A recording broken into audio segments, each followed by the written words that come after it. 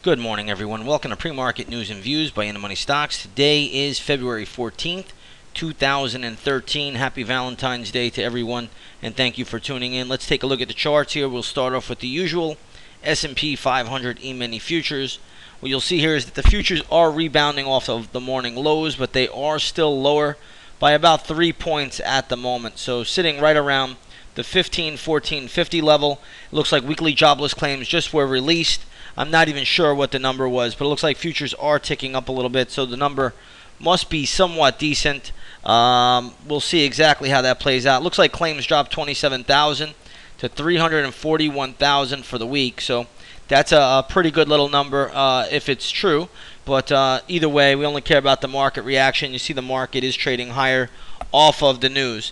That news should also strengthen the U.S. dollar index, and you see the dollar is somewhat stronger today as well. So the dollar is up a little bit today, up about 44 cents. It's actually a big move.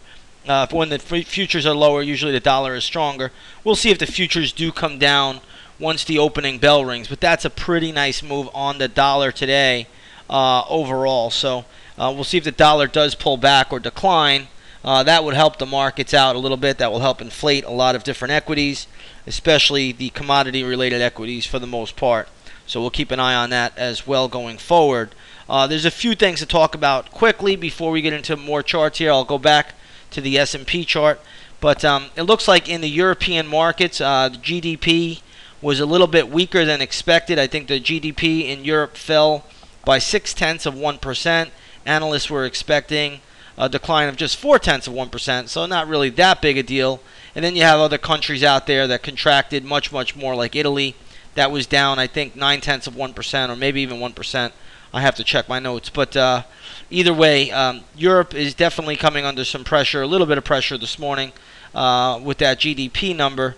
So that's worth noting. You have the German DAX down about almost 1%. Italian market is down 1%. The CAC 40, French CAC 40 is down 0.6%, and Spain down 1.5% as we speak. So not a pretty picture over there in Europe. And ultimately, that could come back to haunt us in the near term. So traders want to be aware of that going forward, at least in the near term. There are some problems brewing in Europe again, regardless of the amount of money they are printing.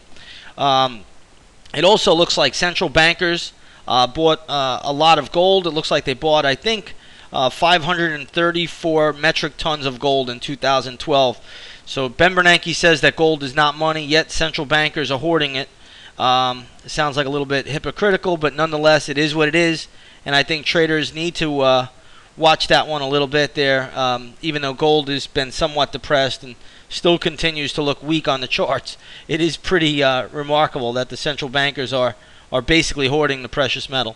All right, let's take a look at gold now that we talk about it. Gold is up $1 today to $1,646 an ounce. Nothing big there. Gold was down again yesterday. Continues to look pretty poor on the daily chart at the moment, so I don't really see a lot of upside in gold. In fact, here you can see it trading right around the GLD, that is, trading right around the 159 level at the moment. It closed basically at the same spot yesterday, so not a big deal there. But the one thing you want to keep be aware of is that gold on the daily chart does not look very strong at the moment. Let's take a look at oil today. Oil is usually lower when the dollar is stronger, but that is not the case this morning. Light sweet crude is up by 20 cents to $97.18 a barrel. Let's take a look at the USO this morning. You'll see that the USO closed at $35.19, and that's trickling up about 6 pennies, 5 pennies at the moment. So again, we're not going to make too much out of it, but generally when the dollar is stronger, oil will be weaker.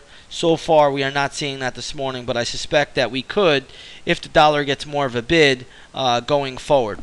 So we'll see exactly how that plays out. Some things in the news here today, a few topics. It looks like Heinz is going to be bought out by Warren Buffett's Berkshire Hathaway.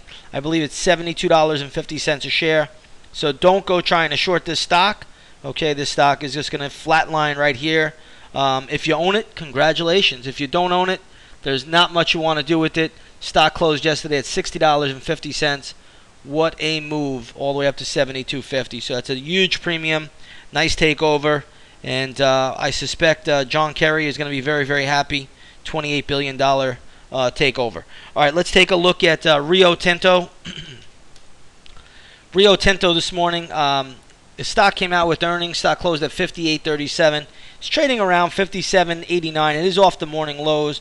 The company, I believe, cut their guidance, but they raised their dividend. It kind of doesn't make sense. They cut their full year guidance. First loss ever, I believe, the company ever had. But either way, any way you slice it or dice it, it looks like they're going to raise their dividend. So that's keeping the stock buoyant. Right now, I would not get in front of this one today at all. I think they reported a $3 billion loss. A level you could get interested in this would be around 53.40. So watch 53.40 level if it gets down there. That's the only level I see at the moment. Budweiser stock, Budweiser Ambev, I believe they're selling off their Corona unit. That stock is catching a nice pop today, trading around the 92 level.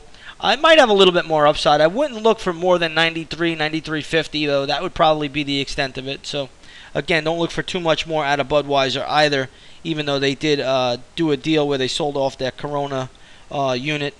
Okay, so you want to be aware of that. Pretty much that's about it. I know we might have some economic news out today, but the big news this morning was the initial jobless claims. I'm not seeing really anything else. If there is other economic news out, I'm not seeing it right now. So just be a little bit aware that there could be, but I'm just not showing it right now in my work. So I'm not seeing it in my notes here. Either way, you want to just keep an eye on this market. We are a little bit long in the tooth. It is also the final trading day before options expiration. The monthly expiration will be tomorrow. So again, you could get some institutional whipsaw. Don't rule that out. The volume has been very, very light lately, especially this week. Probably the lightest February I ever remember in the last 10 years or so, maybe even longer. It's a little bit ridiculous, but either way you slice it or dice it, just be aware that you could get some institutional game playing going on, and that is important to note. Alrighty, everybody. Futures are still down by $2.75, but well off of the morning lows, and we'll see where this market plays out or trades out in the next few hours. Again, enjoy the trading day, and I will see you all on the charts. This morning, I believe we do have about 6 gap plays that will be published in the chat room. So those of you that want the gap plays, take a 7-day free trial to the intraday stock chat at In the Money Stocks, and you will get the gap plays each and every morning. With that said, everybody, have a great trading day. God bless, and we'll do it again tomorrow.